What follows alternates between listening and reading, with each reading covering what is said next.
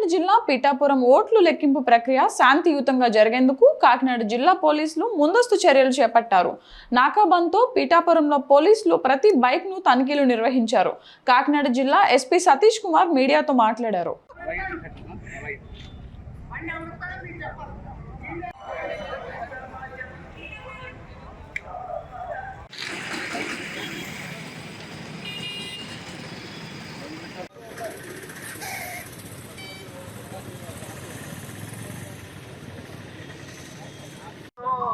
చెప్పాలి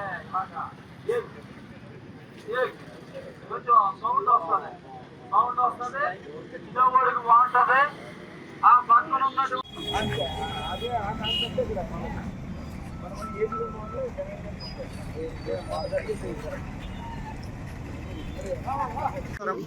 సో మనము ఈ ఎన్నికలకు సంబంధించి తర్వాత కౌంటింగ్ డే జూన్ 4 సంబంధించి కొన్ని ప్రికాషనరీ మెషర్స్ తీసుకుంటున్నాము.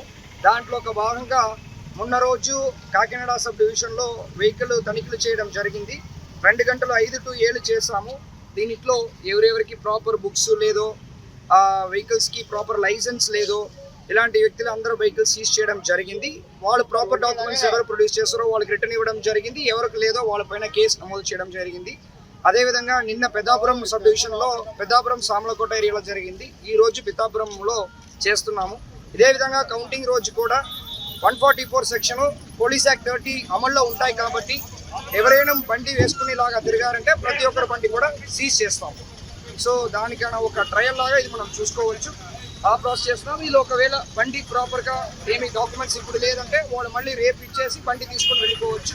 లేదంటే ప్రాపర్ ప్రొసీజర్ ప్రకారం కోర్టు నుంచి తెచ్చుకోవచ్చు. సార్, ఈ నక్కబంద్ కారణంగా ఎన్ని వెహికల్స్ ని రికార్డు లేని గుర్తించారు, వాటిని ఏం చేయబోతున్నారు? ఇప్పుడు దాదాపు ఒక 180 వెహికల్స్ వరకు స్టేషన్ తీసుకుని వెళ్ళడం జరిగింది. అండ్ ఆల్రెడీ చెప్పినట్టు ఇప్పుడు కొంతమంది రికార్డ్స్ వండి లేకపోవచ్చు, వాళ్ళు వచ్చి రికార్డ్స్ మళ్ళీ ప్రొడ్యూస్ చేస్తారంటే ఇమీడియట్ గా వాళ్ళకి హ్యాండ్ ఓవర్ చేసి మేము అక్నాలెడ్జ్మెంట్ తీసుకుంటాం. సార్, కాకినాడ జిల్లాలో ఎన్నికల సందర్భంగా హైపర్ సెన్సిటివ్ గ్రామాలను ఏమేమి గుర్తించారు, వాటిపై ప్రత్యేకమైన ఏమి నిఘా పెట్టారు అంటే గొడవలు ఏం జరగకుండా ఉన్నారు? అంటే నాకు 7 అసెంబ్లీ కాన్స్టిట్యూషన్సీ కూడా హైపర్ సెన్సిటివ్ కాదు, తక్కువ కాదు, అన్ని సెన్సిటివ్ గా భావిస్తున్నాను. ఆల్ 7 అసెంబ్లీ కాన్స్టిట్యూయన్సీకి పోలింగ్ డే ఎలాంటి నిఘాలు పెట్టామో అదేవిధంగా కౌంటింగ్ డే కూడా ప్రాపర్ నిఘా పెట్టుకుంటున్నాను. ఏమన్నా సంఘ విద్రోహాలు కట్ట ఇటువంటి ఏమైనా జరిగితే మీరు ఏ కట్టిన ఆల్రెడీ పోలింగ్ డే జరిగినప్పుడు ఎవరెవరు దీంట్లో ఇలాంటి ఇష్యూస్ లో పాల్గొన్నారో పెద్ద ఇష్యూ లేకపోయినా చిన్న చిన్న జంటనాలు అక్కడిక్కడ జరిగింది. దాంట్లో సంబంధించిన వాళ్ళ అందరి పైన కేసు రిజిస్టర్ చేయడం జరిగింది. ఆల్రెడీ కేసు ఇన్వెస్టిగేషన్ కంప్లీట్ చేస్తూ ఛార్జ్ షీట్ వేయడం జరిగింది.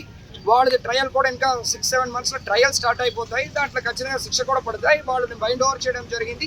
వాళ్ళ పైన rowdy sheet suspect sheet open చేయడం జరిగింది.